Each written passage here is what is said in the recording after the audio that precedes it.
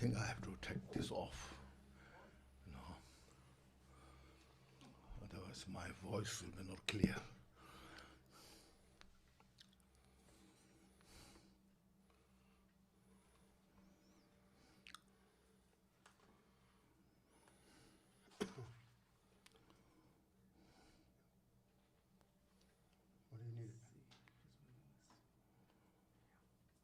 Once the opening prayer is done, then you can close my... Okay. Good morning, everyone. If you have our prayer book in DMC, it's page 8. Otherwise, Short Refuge, wrote by the great Adisha. One's Tibetan, one's English.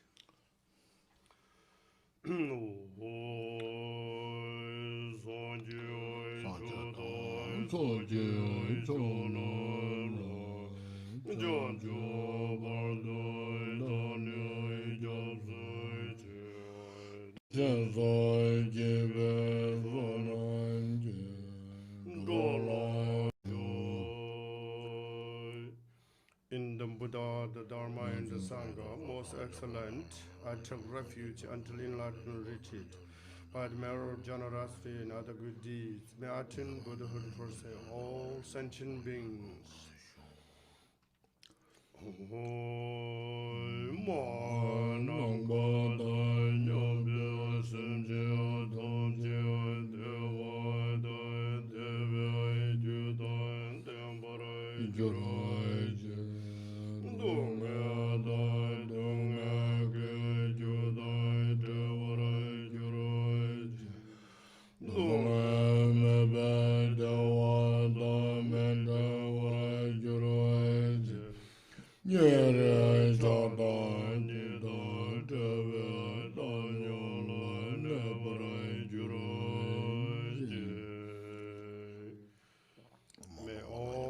Sentient beings, boundless as sky, have happiness in the cause of the happiness.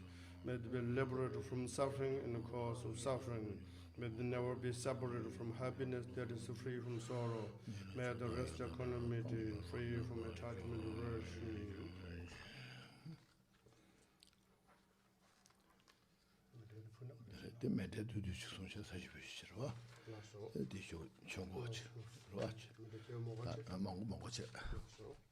The short mandala, please, if you have the text, short mandala.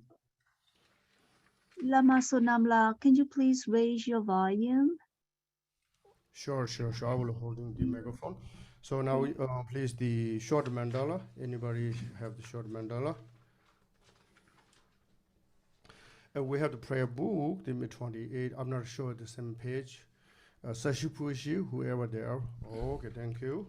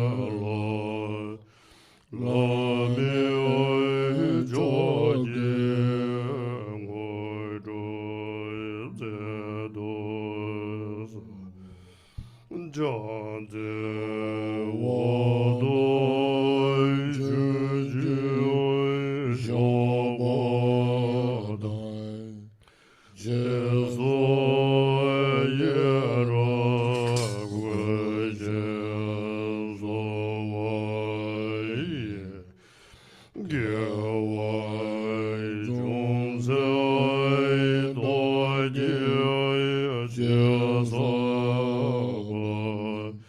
Tājai Dzōgā Chāñchū Jēngwā Om Gurandavā Kinna Rana Mandal Pradizai Sohai.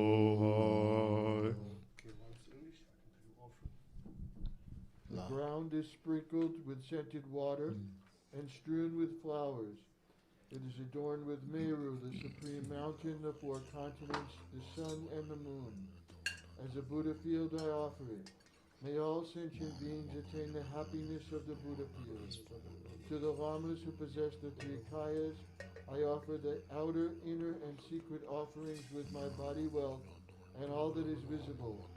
Please grant me the supreme realization enlightenment.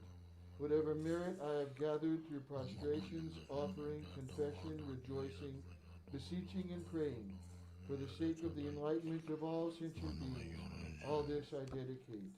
Om Guru Deva Dakini Ratna Mandala Pratita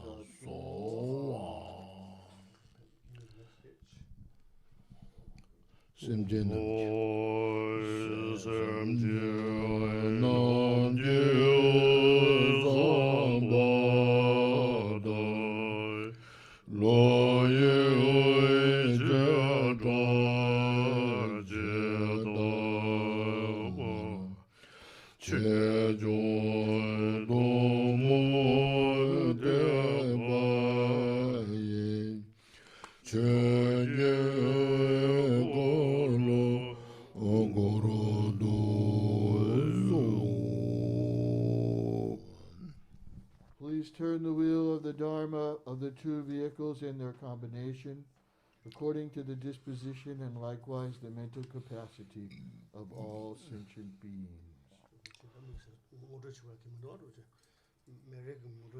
Sarve, yeah, that's it.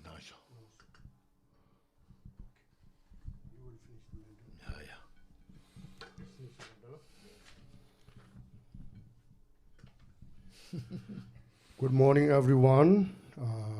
My name is Lama Sonam, here resident teacher in DMC, Boston.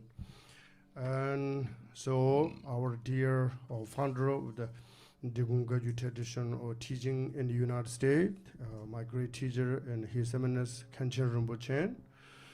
Most in our followers, they know who he is. Just in case if there are new students, so Khenchen Rinpoche is the founder of all the majority in the Dugong Center in the United States. So far, we have more than 30 centers in the different states. The Rinpoche hard working to translate all the sadhanas and the teachings in many years, 30 to 40 years. Now many there are followers, the base or seed of the Rinpoche plan. And also there are many teachings we have choice, but Rinpoche is the sort of focus of the Lord Jigten Songkhon's teaching, the GONGCHIK. So Rinpoche, wherever he goes from the United States or maybe Asia, any part of the place, people know Rinpoche will teaching in the GONGCHIKs. For example, the Dumang Rinpoche or his great master, or he will explain many recitations and meditations and Garchen Rinpoche focus the Bodhicitta, etc. So everyone is carrying the specialized. So Rinpoche give for us and the past 4 decades, and also we're so fortunate. Rinpoche is very easy inviting the small center, because Rinpoche when come. So Rinpoche is the teacher. Rinpoche is the attendant, Rinpoche is the translator, one of the everything, very convenient to inviting every center. So we appreciate. So ours and DMC center also Rinpoche established early 1980s. They are very devoted students, small group, such as here Mary, and she's beginning to and continue, and also somewhere other sanghas like Jim Dean, Alexis, some also other our sanghas here. So those people can help here. Some pass away, and some here also continue. So we appreciate Rinpoche coming, and usually you need to rest, relaxing, because we not say Rinpoche is old, but you teaching for many years, but we never give for rest for hands up. He kindly accept teaching many places. Thank you so much, Rinpoche. Long life. Thank you so much.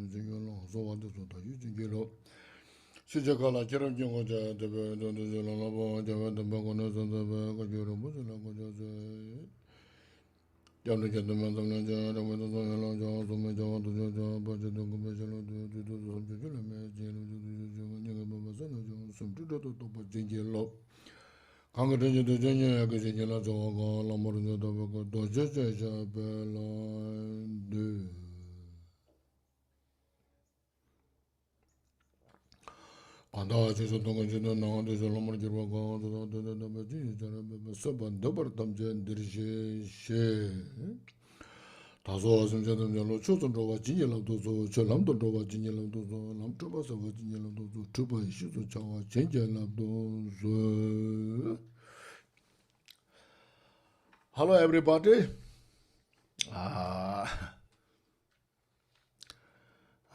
Now is a continuation of the GONGCHIK teaching from last weekend in Dukung Dharma Surya Center. Now here you have in the Dukung Meditation Center. So the last weekend I have touched basic the nature of the Buddha's teaching, what is for everybody, not just for only for Buddhists, but those who desire to have peace and happiness, those who desire to free from suffering. That is the all kind of universal kind of subject or context we pay attention.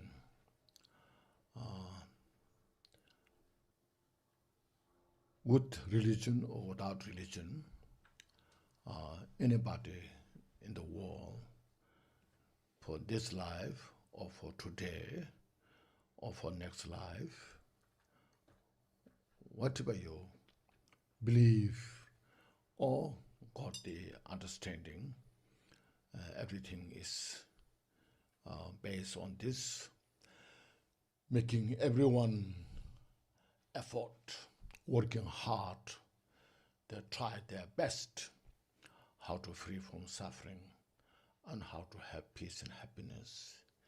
There's two types you see, physically and mentally. So physically, peace and happiness, mentally, peace and happiness.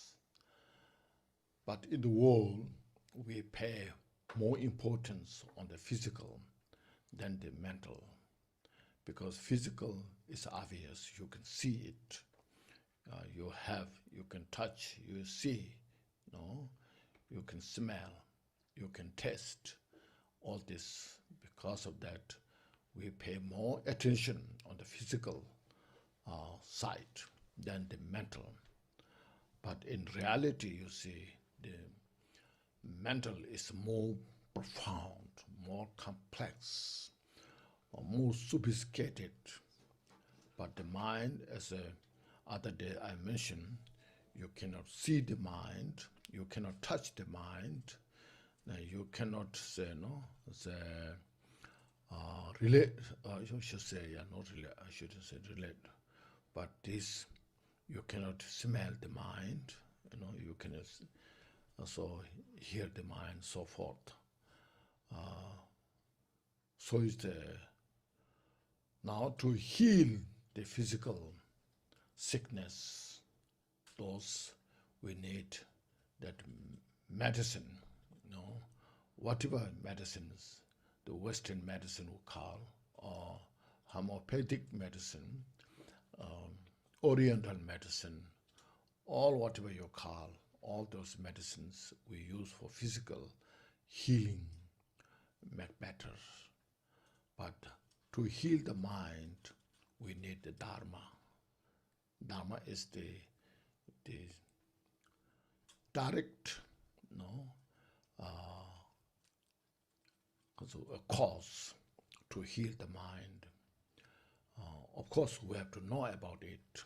Without knowing, we don't know how to heal the mind. So Buddha taught these teachings, as I mentioned last weekend. Buddha taught these wisdom, compassion,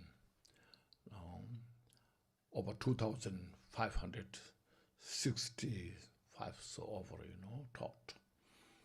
But the teaching itself, without any affiliation, the culture of the country, the Four Noble Truth, that what the Buddha taught, is still so relevant, still so fresh. It's relevant for everybody. If we pay attention, Buddhist or non-Buddhist, the mind is because, at that time, at the time of Buddha, this, the cause of suffering, and the suffering is still we are facing today in this 21st century, So it is worthwhile to pay attention to these teachings of the Buddhist wisdom. So as mentioned, Buddha is not just not just a spiritual teacher. Buddha is the master of all the knowledge that we have. Nowadays, you see, as maybe last time I mentioned, there are 5 different basic subjects that we pay attention. The medicine, the engineering, the art, engineering, and then the language, and the investigation, scrutinizing the validity, and then the inner mind. So these 5 topics that Buddha put so much emphasis to understand. So it's not just a religion, it's related to the livelihood of every individuals. And there are so many sentient beings in the world, as we can see. Right now we can see human beings. There are so many different types of human beings in the world. There are 5 continents in the world. So each different continent has the different types of human beings. Relation to this, there are so many different cultures we have. Also animals, you see, within the animals, this includes sea mammals, the animals in the ocean, like fish, shrimp, all the crocodiles. Then in the sentient beings in the oceans are majority.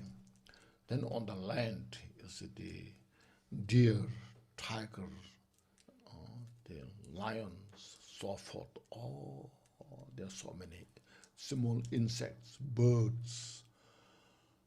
This all, we all desire for peace and happiness. None of these they desire for suffering. We share this experience, this feeling. It's a universal reality. But human being has a bigger brain, more understanding. The mind is more complex. So because of that, the human being have such a powerful kind of mentality. Nowadays called psychology. neurosis, all this you can see, the breath. And because that this modern technologies, science fictions, all the classical, the artificial intelligence, these are done by the mind, Not they are not coming from outer somewhere, We created, then we are surprised,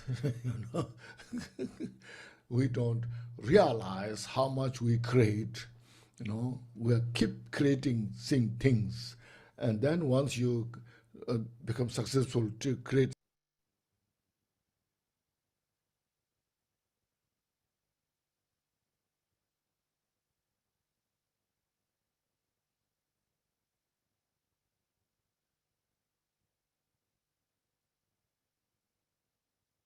on.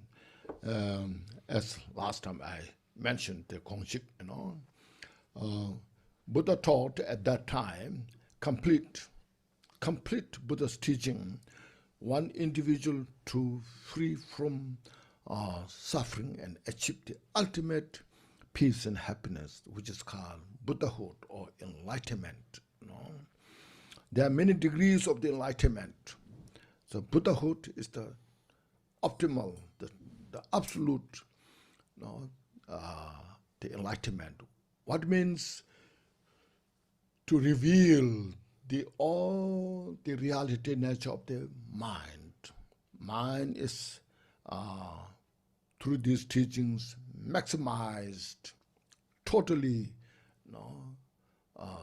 see it. There's nothing is hidden within that. So that what Buddha taught in a complete way, as I mentioned at the time of Buddha, when he attained enlightenment in Bodh Gaya, he went through great hardship, for 6 years on all this. So I no need to repeat again. But at that time, when he attained the complete enlightenment, then what he said was, I actualize or achieve such undefiled ambrosia, which is so profound, and total peace, and free from elaboration, and it's luminosity. It's not just mere empty, it's luminosity. From within emptiness manifests everything, and then that nature itself is uncompounded. That's what Buddha taught, So that's our optimal goal to actualize. When you study, practice Dharma, that's our goal to achieve. So now, to that, Buddha began teachings with the Four Noble Truths, because right at the beginning, if Buddha teach everything is emptiness, then nobody can understand about that, what it's about, because we are grasping, fixated. Our mind is so grasping ourself, myself, I, and then all what we see is real. You can eat the food, real food. You can see things form, real form. You see, you hear the sound, smell, odor, and taste, food, touch. All this so real and so fixated and entangled within that we are.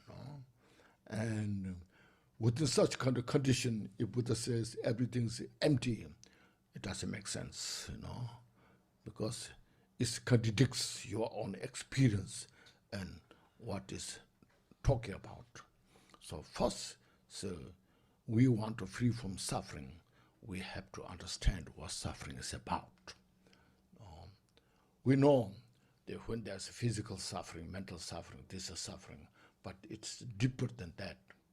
They are called suffering, suffering of change, and the suffering of condition. See, all called pervasive suffering. So we have to understand these different layers of the suffering, from obvious suffering to the underneath, the potential of the suffering. We have to understand all this step by step.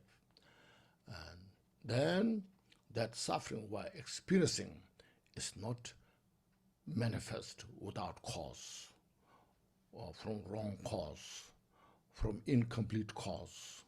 No, it is exactly what kind of cause we have created.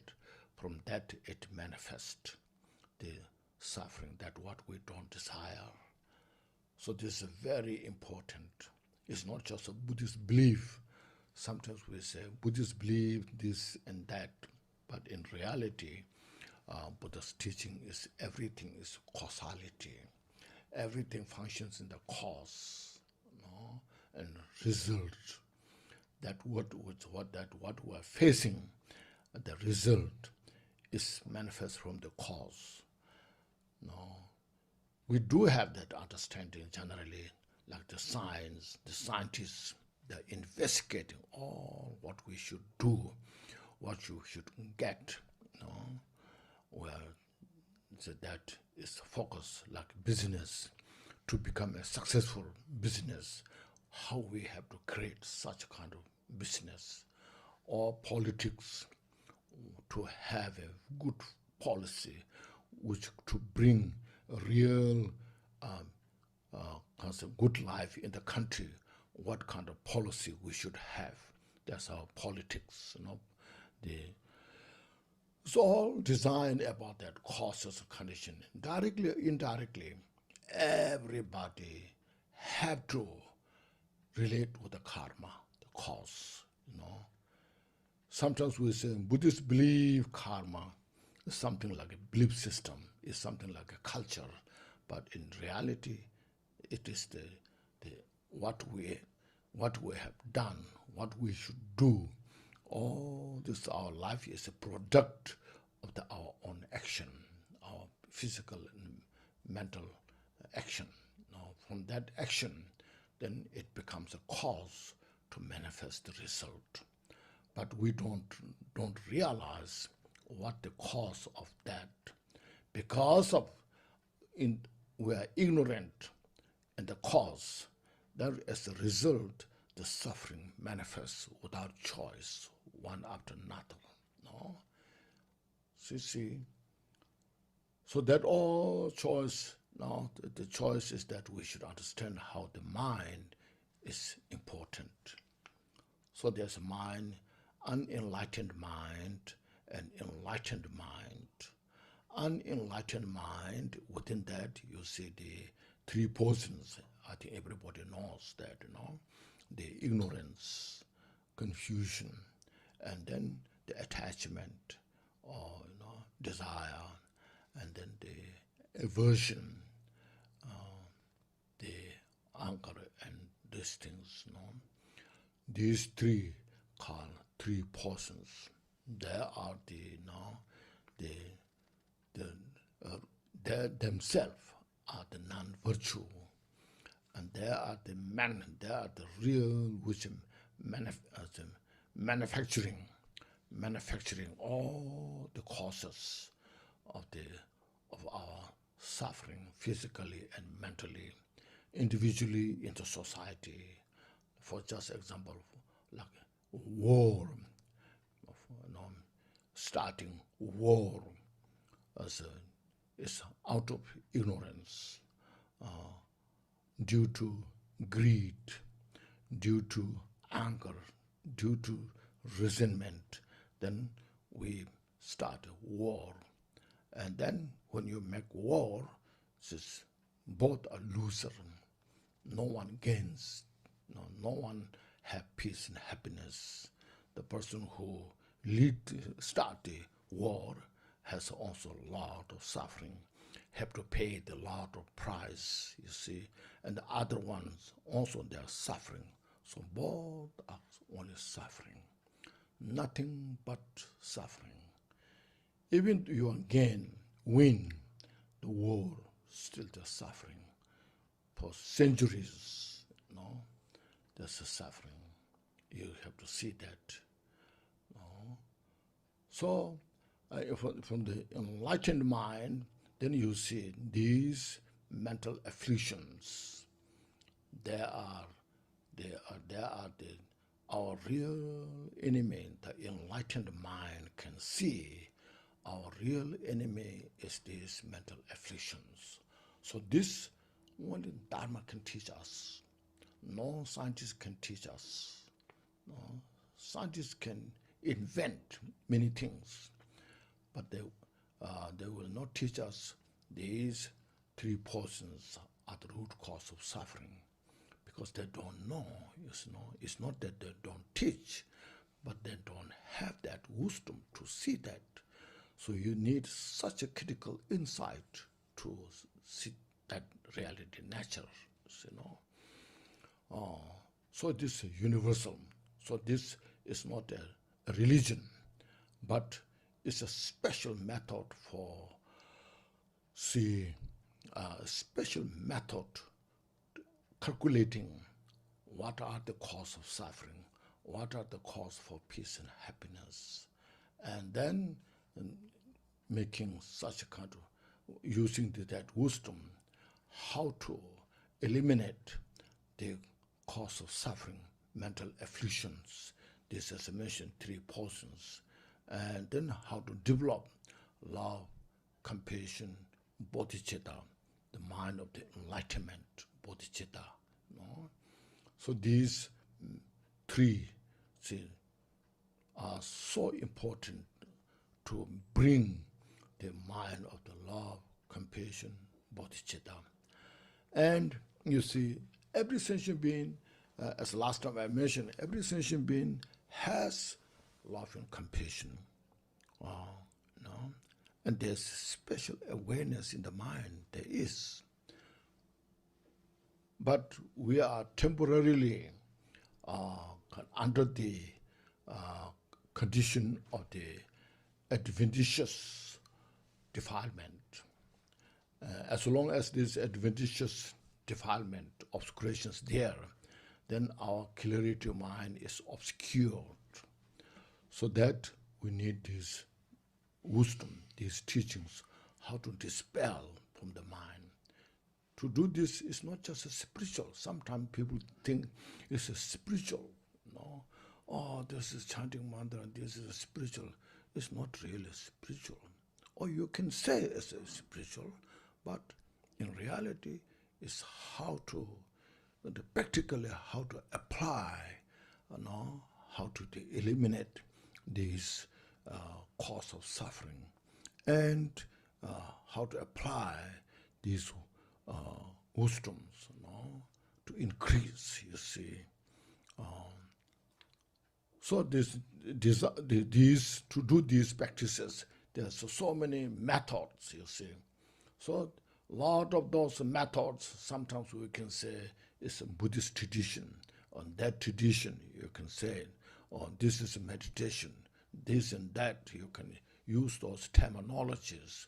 In reality, these all methods are direct way how to handle our, how to reduce the cause of suffering, and how to increase, multiply the cause for peace and happiness. That is known. So as Buddha taught this thoroughly, completely, so in the GONGCHIK, Lord Jigten Sumgun taught that. So Lord Jigten Sumgun taught directly, completely as Buddha taught. That's why the GONGCHIK is very important. It doesn't talk about so much tenet system. Otherwise, we are put so much emphasis on this belief, that, this is there, where, this is these things. This all Buddha taught to step by step, like a child growing. First, a baby, how much the baby can chew the food, eat, digest, slowly growing teenage, then in the 20s, then digest all the gross food, So, but as a baby first born, cannot chew all this gross food, So that Buddha skillfully taught all this, and Gongchik taught that way, and it's universal, complete, because the Lord Jigten Sungren himself achieved the Buddhahood, complete enlightenment, and fully comprehended all the Buddha's teaching, what Buddha taught. That's why it becomes very important. But also we individually should have a ability to communicate. If we don't have ability, mental capacity to comprehend these teachings, sometimes it can make a wrong interpretation. It's very possible. Some intellectual scholars, they refute it, They're refuted because they cannot comprehend. They have no capacity to capture the total, the complete nature of this enlightened state. So it's their mistake, their confusion, not the confusion of the Konchog, not the confusion of the Jigten Sungren. So Jigten Sungren teaching is the Buddha's teaching. So nothing is now kind of ignored. Every sentient beings are included, depending on their level. Some have very high capacity, powerful mind to digest great teachings. Some individuals, beginners, cannot digest. So the teachings taught according to their mental capacity, how they inclined, how their motivation is.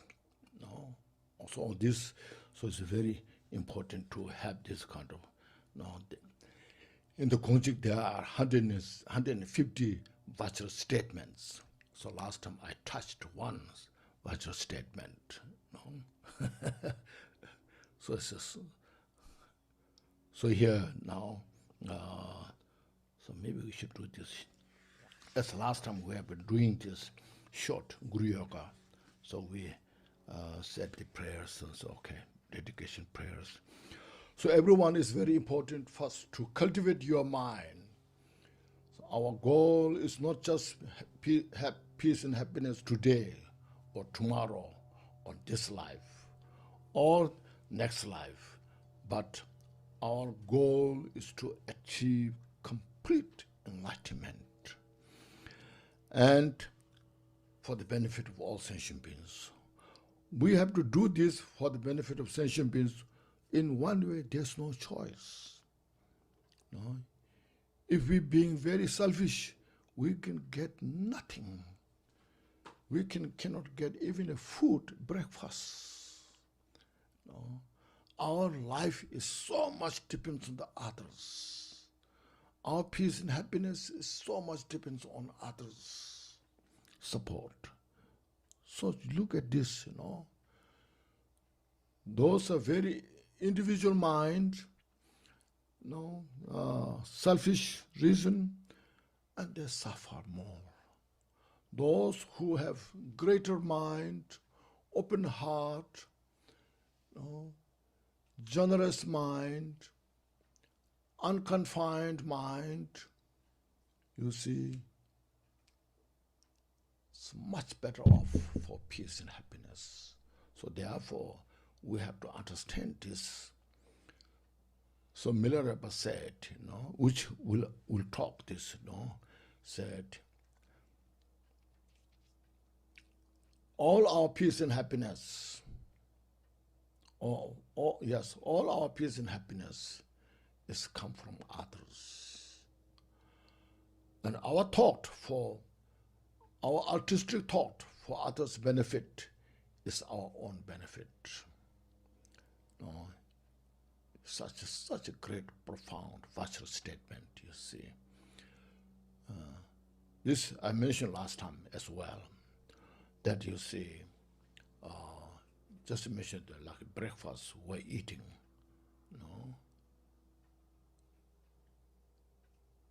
it can involve so many others. The farmers who grow that in the farmland, they worked hard day and night, in the hot summer, raining, in the winter cold, like milk, those things,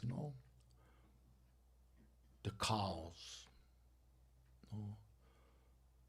the goats, those involve so much that people around there are working, and they produce this, and then agent brought those to the store, in the market. In the market, the people are working hard to prepare all this. And then we just go there to buy. If there's no product, what we should buy? There's nothing to buy. So our one bowl of the porridge involves so many people that what we enjoy. So this is not just a spiritual thing. This is not just a religious thing. This reality nature. Anywhere you go in the world, any country you go in the world, just look at this. So therefore, we have to have some kind of concern for others, at least in your mind. Purify our negative emotions, develop love and compassion to others. And when we develop love and compassion, who gets the benefit? The person who develops that. No one can take that away. If you have anger, hatred, desire in the mind, who suffers? The person who has that suffers. So we use some sense of reason with wisdom. Then we can really see. Because in this, I mentioned quite a few times, in this 21st century, the education is very appreciated. To develop the country, we need good education. Because of that, there are so many universities established. All these people, young people, they have to go to university, school, should understand reading, writing. Then there are a lot of professors, all this. So due to these mental education, then this is supposed to, that is, so should say, then the modern science, technologies, computer science, they call it, those things can, but these should be taught in the university with love and compassion, with the wisdom, not just to understand the technical things, how to fix and,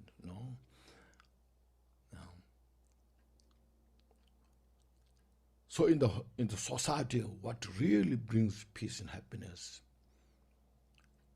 the fundamental cause is love and compassion. With love and compassion, then all the other technical things, science and technologies, then the communications, transportations, all those things can be very relevant for peace, happiness. If we don't have the kind of good responsibility with the love and compassion, they can become also a cause of suffering, because they are neither good nor bad. They're neutral. All these technologies are just neutral. It depends, individuals who utilize this, So you see, the mind is the universal background in the world. So we, those who understand, should take more responsibility how to share these skills, methods of love and compassion to others, and it will really help. So to do this, then there are a lot of things like meditation, chanting mantras. Those are secondary, It's just a method. But the principal thing is the mind to imbue with this love and compassion, wisdom. These are the first very important. Therefore, if I read, last time as mentioned, I read the first Vajra statement, this called first Vajra statement, Chugunshi Sampati Nilu Dens, the innate disposition here mentioned that, or basic disposition, or mode of abiding. I said there are so many terminologies you can use those. Sometimes there's no real good English to communicate this profound and vast meaning of these Dharma teachings. For example, single intent, they say. Single intent. For me, it looks like very narrow mind, single. You cannot think anything else, just only one. Single intent. You have only single intent, that's it. But the GONGCHIK itself is more than that, complete the Buddha's mind. That's called the complete Buddha's mind is the GONGCHIK, So please understand that, So that here mentioned that the natural state of the innate or basic disposition, basic real nature, or abiding of all phenomena was taught that, what Tosman Buddha taught that. So we have done that. Now here, second here, what is the 80,000 Dharma divisions are one method for the accomplishing Buddhahood, you see. If I read this, it is said, although there are 84,000 divisions of the Dharma, there are taught, meaning Buddha taught, as one method for accomplishing Buddhahood. There are some scholars, some individuals say there are 84,000 types of door to enter into the enlightenment. So anyone can enter into this, into any one of them, one of the 84,000. But here, as Buddha taught, there are 84, briefly, there are 84,000 types of mental afflictions. For the remedy of this, to purify these 84,000 types of the mental afflictions, obscurations, delusions, Buddha taught 84,000 types of the teachings. That's what it means. That's what Gyaltsen clarifies the confusion of some scholars who cannot communicate well. So they are saying, thus, like the tool of a carpenter or the medicine that cures diseases. So I'm giving two examples. The carpenter's tool and the doctor's medicine. When the carpenter builds a house, he or she needs all the different types of tools. One is not enough. One tool is not enough, Just to make a table, you need so many different types of tools. See, to make a door, window, table, floor, all this using big table, small table, all these different types of to make. They have different tools to nail, to pull up the nail, all those things. So like medicine as well. When you have some eye problem, there's eye medicine. Ear problem, there's ear medicine. There's stomach problem, there's a stomach problem. There's heart problem, there's heart medicine. So one medicine cannot use for all, you see. So likewise, when you have anger, how to handle the anger, how to handle the pride, how to handle jealousy, how to handle the attachment. So there are so many mental afflictions. As you see, every day, how many thoughts are coming. Every moment, how many thoughts are coming, one after another. Non-stop, you cannot stop. If you try to stop, you become crazy. So you have to let flow, But to handle these things carefully, then there's each different method, remedies for the thought, you see. Make sense? So that's why it's very, very important. So this all 84,000, the doors of the teachings Buddha taught, they are included into the three categories. It's called three pitakas. The Vinaya, the Sutra, and Abhidharma. See. So these three are purposely put together to handle the three portions.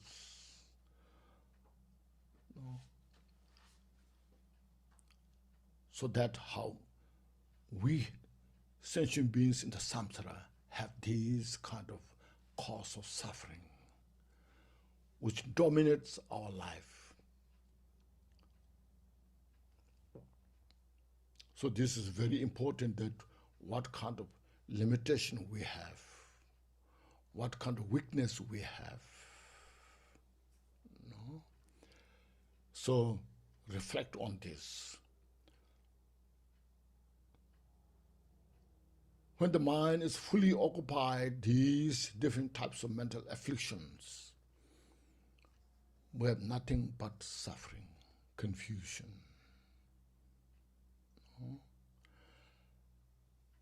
And these mental afflictions cannot go away by having good food. They will not go away by wearing good clothes or having good place to stay. They become more aggressive, more fresh. So we have to have the Dharma, this wisdom of the Buddha and the compassion. See? That's why Dharma is indispensable, that we need in these 21st centuries. You can hear in the world nowadays, people have a lot of mental problems, psychological problems everywhere.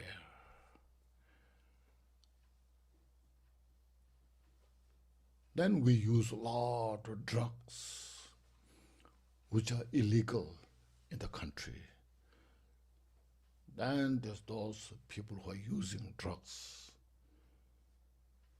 due to ignorance, due to delusion, due to desperation, and they go, even risk their life, and suffer so much, So when you have Dharma, then there's a bit more chance. So first, that's what Buddha say, look at the suffering, and then cause of the suffering. Avoid all the cause of suffering if you don't desire the suffering, to free from all the desire of the suffering, you have to work with the cause of suffering. It's not enough just complaining about the suffering. Complaining about the suffering is not the solution. It's the beginning to acknowledge, to see it in the world. Then you put all in the jail, prison, those people. Just for shortcoming, just a solution.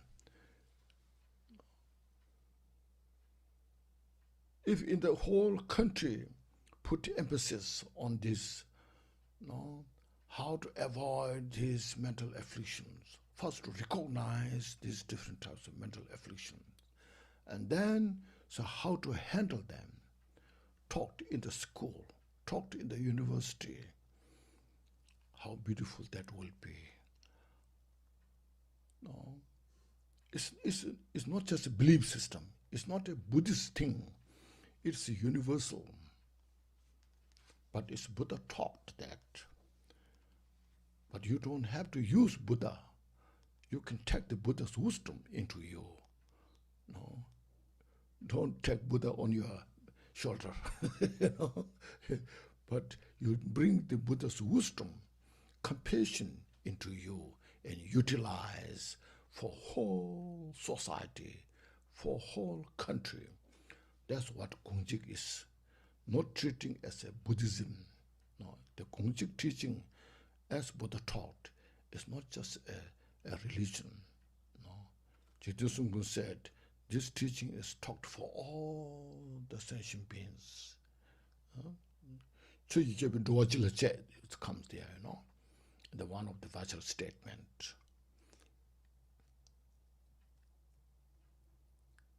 So that's why this here is mentioned, Now,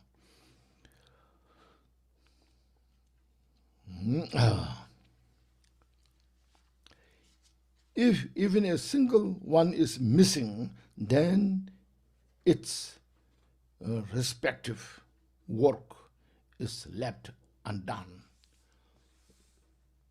There's so many sickness that now need medicine for each of these. If one is missing the medicine, and that sickness cannot be cured. So need all the different types of medicine for all the different types of sickness that one has. That's why you see there are some people taking a whole, so many pill, handful of pill you're taking, This is good for this, this is good for this, this is good for this. Sometimes it works, sometimes it doesn't work, Sometimes it's not so good, you say, But anyhow, that's the reality nature, our understanding.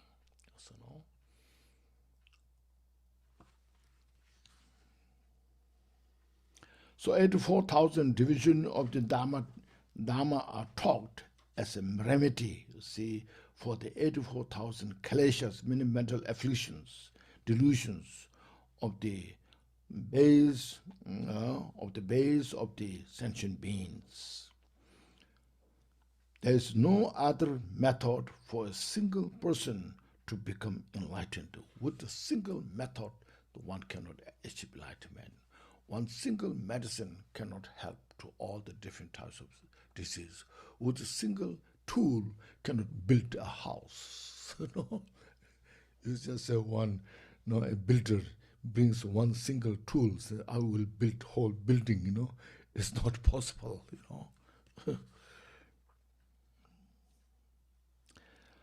The root of the klesha is ignorance. So all these mental afflictions are based on the ignorance, not understanding. Ignorance is confusion, it's a delusion, but it's very smart as a mission.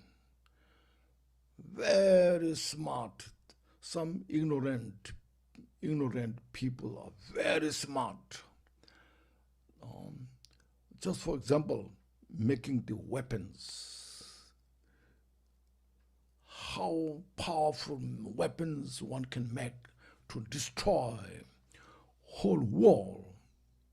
If one is not so smart, how you can make it? So other way around, within in the confusion, very smart to making the other cause of suffering. Now wisdom, another side, that can become the such a great method to dissipate all the mental delusions, take care of all the mental afflictions.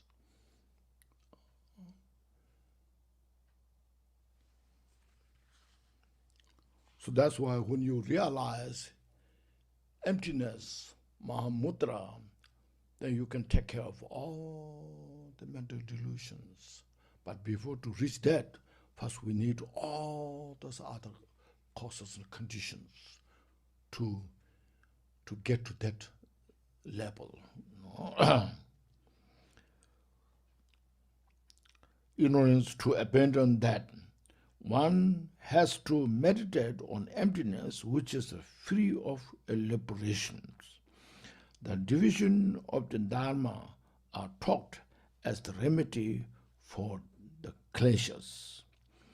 Through them, the perfection of the samadhi, retention, confidence. So means when you go through these methods, practices, then one get all the opportunities. Samadhi means meditative state, very powerful mind, relaxed, calm abiding, one-pointed mind with virtue, not non-virtue, and retention, all the great qualities within that samadhi. Then such a mental power.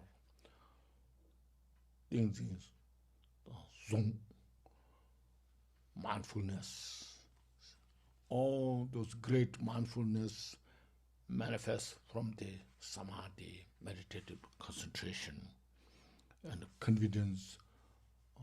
Top is actually courage, ability, and then it's got pure doors. Then it becomes a door to see things precisely, without confusion, and conduct pure conduct. Means avoiding all the non-virtuous action, physically, mentally, and all the products are pure, peace, on the base, on the virtue. This is called conduct, morality, and completely pure aspiration, prayers, means on the base of love and compassion and bodhicitta. You desire all the peace and happiness, nothing but peace and happiness to every sentient beings. When the mind is occupied by the three mental afflictions, the three poisons, as mentioned, then there is no pure aspiration. The aspiration is just negative, only cause of suffering. So aspiration, prayer, based on love and compassion, bodhicitta, that becomes pure. Physically, mentally, you want to do everything good, nothing but good, pure. So then powers. Abandonment, that which need to be purified, all the obscurations, and realization, realizing the nature, realizing the nature of the samsara, realizing the nature of the nirvana as it is. Through this, then you can abandon all the cause of suffering. And then you see, and complete Buddhahood will appear, means as a result, then enlightenment is there. So that you see, that's called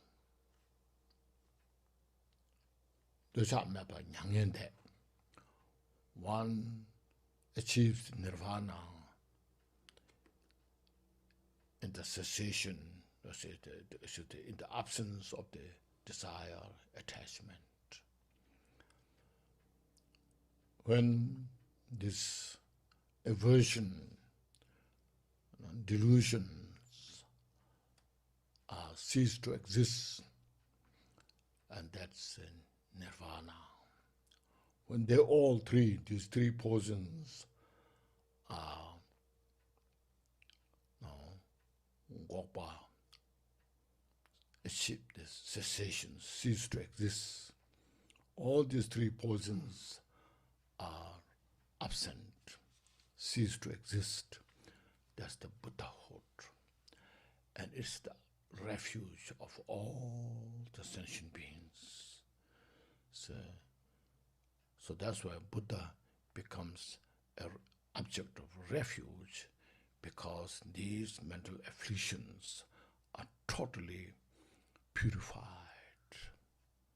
See, that's why we take refuge in the Buddha. We take refuge in the Buddha because Buddha has all this perfection of the wisdom and the compassion. So Buddha never, Buddha never deceived others, because no need to deceive. Buddha himself or herself is fully perfected, free from all the suffering,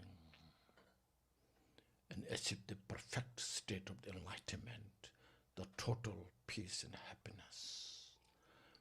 So we should understand that Buddha is the state, Dhammakaya, the absence of all the mental delusions, including these three portions. So, usually I say, like here I'm drinking orange juice, it's so delicious. So I'm attached to this,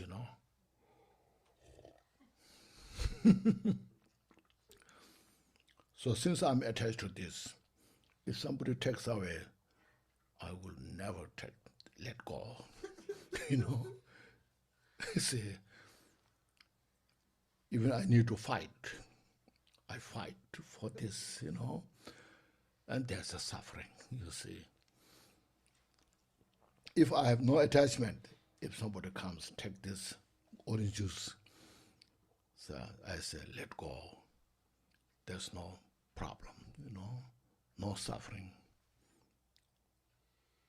So attachment is grasping, holding back, and aversion is getting rid of what you dislike.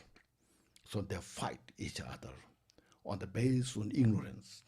Ignorance because I have the self-grasping.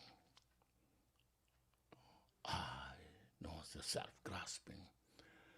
That, I aggrandize the self-grasping.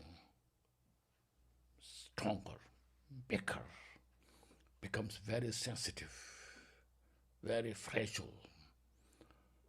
Then the attachment and aversion, they're playing with this. So this, they are working together very well. One individual to suffer. So that's what they're called. There are three cronies.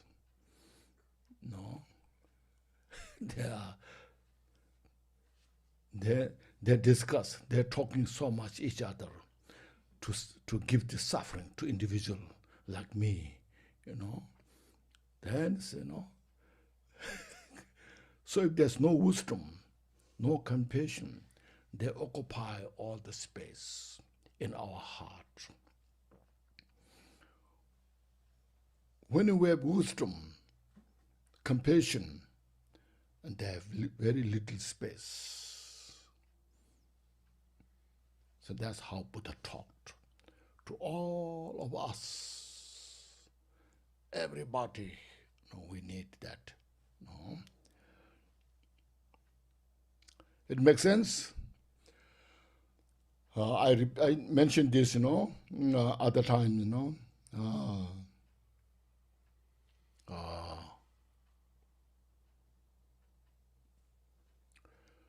in the 400 stanzas of the Ayadeva,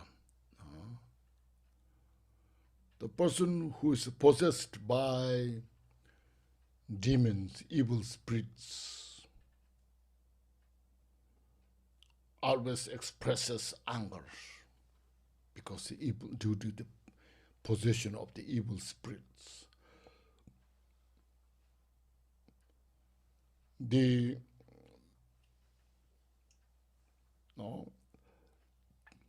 doctor who helps him, that individual knows that person's condition. Even though that person who is possessed by the evil spirits expresses anger, very destructive, and the doctor has such a great compassion, empathy. This person does this because this person has no authority, power to maintain his mind due to these conditions, evil spirits. So doctor will try all the best to heal that person out of wisdom, out of compassion. So likewise, Buddha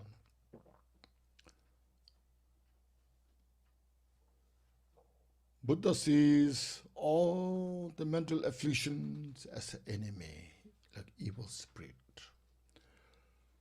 But you see, sentient beings are not the enemy. Sentient beings are really subject of love and compassion because they are suffering so much. They want to be free from suffering. They don't want suffering. They want peace and happiness. But these enemies, when they are possessed in our heart, then not allowing to have total peace and happiness. So that's why all this Buddha taught all these teachings. Instead of resting in the nirvana, Buddha manifests in the samsara. Like Shakyamuni Buddha. When you read his life story, how much he worked hard dealing with the individuals, people. There are so many crazy people at the time of Buddha as well. Some have such a great envy, jealous. Some are very aggressive. But Buddha deal all those individuals, risking